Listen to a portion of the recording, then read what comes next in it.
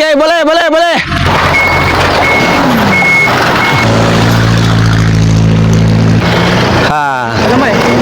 Baru sampai benih daripada Baga Peristiwa Dinas Malaysia dan negeri Selangor punya.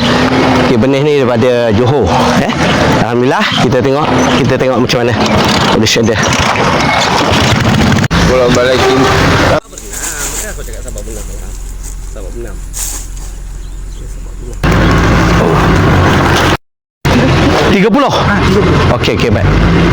Tapi itu dulu nanti baru suruh masuk. Ijaskan. Kalau mau masuk dalam. Kena ijaskan. Kena naik seorang turun nanti. 4 longgok dan 5 longgok. Tak apa.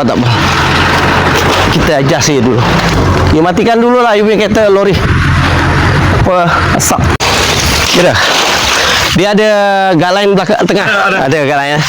Pelan-pelan je. Pelan-pelan je.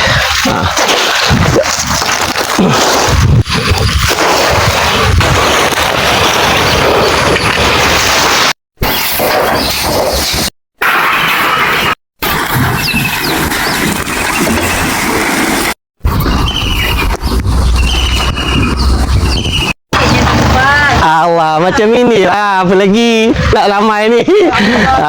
Nak bagi orang datang belajar. Alah. Pam.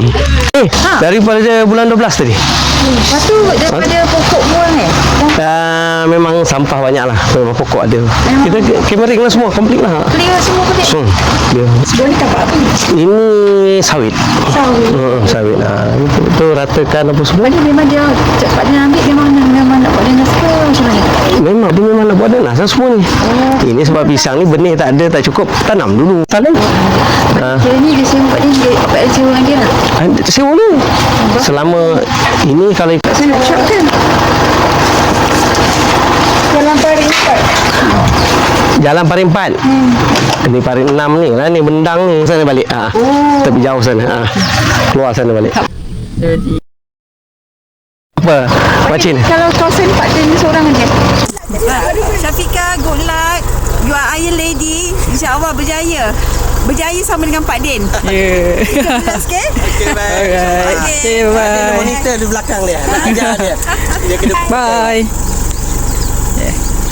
Okay. Bye. Alright.